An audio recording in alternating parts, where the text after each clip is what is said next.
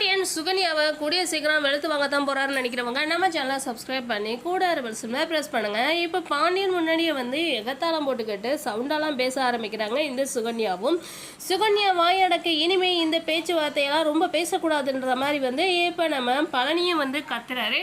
இதனால இந்த சுகன்யா இந்த வீட்டில் கலகம் நடந்துக்கிட்டே இருந்தால் தான் நமக்கு சந்தோஷமா இருக்குன்ற மாதிரி அவங்க ரொக்கம் நினைக்கிறாங்க. இன்னொரு பக்கம் சரணன் மயிலுக்கிட்ட துள்ளுறாரு.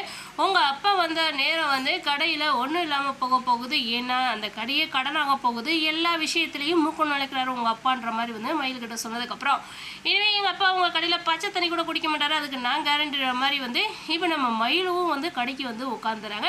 நீ கல்லால் உட்காருவோம் நம்ம கடை தானன்ற மாதிரி இப்போ நம்ம மயிலுவை கடையில் கல்லால் உட்கார வைக்கிறாரு மயிலுடைய அப்பா. ஒரு பக்கம் நம்ம பாண்டியன் வந்துடுறாரு. என்ன இந்த புள்ள கல்லால் உட்காந்துக்கான அவர் உட்கார யோசிக்கிறாரு.